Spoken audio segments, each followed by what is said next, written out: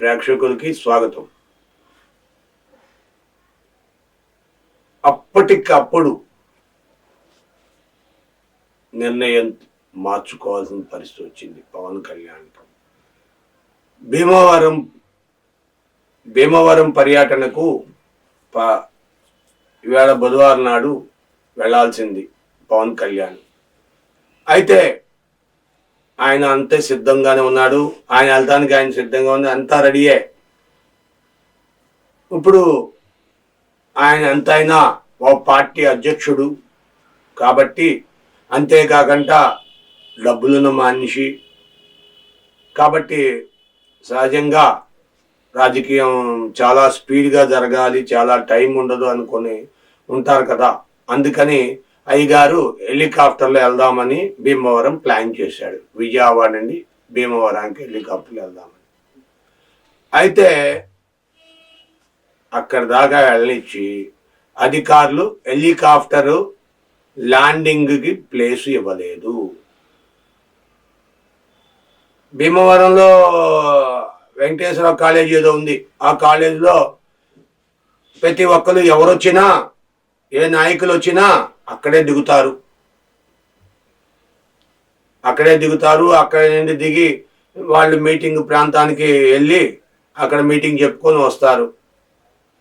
అలా కాకుండా అక్కడ అనంతపురంలో భవానీ దగ్గర దిగమంటారంట, అక్కడ ఇస్తామంటారంట. అది అంతా కూడా రాజకీయ కక్ష సాధింపులే. ఆర్ఎండ్బి వాళ్ళు పర్మిషన్ ఇవ్వట్లేదు అంటున్నారు. ఇదంతా కరెక్ట్ కాదు. పోలీసులో పక్క పర్మిషన్ ఇవ్వట్లేదు అంటారు.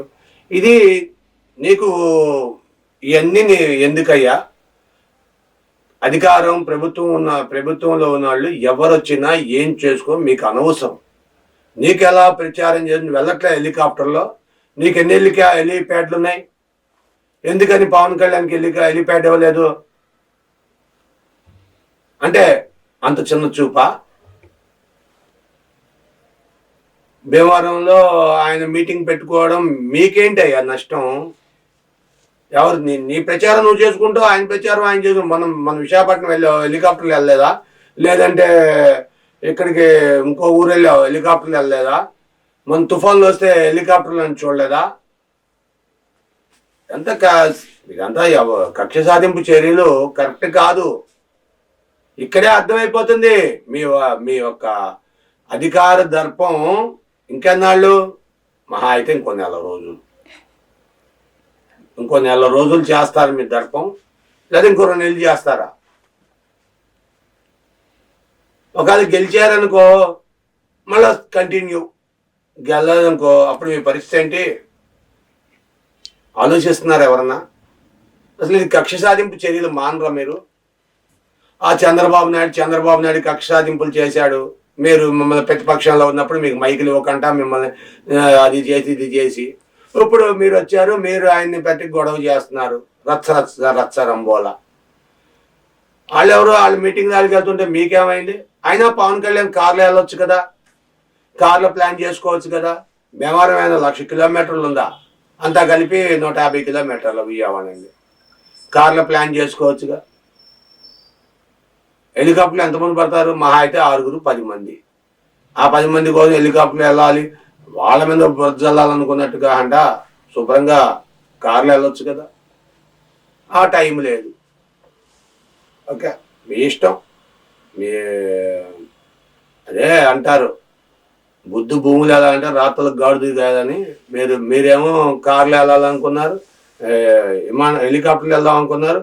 వాళ్ళు కార్లో వెళ్తే బాగుండు అంటున్నారు. అంత మీరు చేసిన అక్కడ మీకు అర్థం కావట్లా. ఆ ప్రాంతంలో మీటింగ్కి ఎంత అరేంజ్మెంట్లు చేస్తారు, ఎంత ఖర్చు అంతా, అదేంటి వచ్చిన జనం, ఆ ప్రచారం, అవన్నీ కూడా ఎంత అప్సెట్ అయిపోతారు.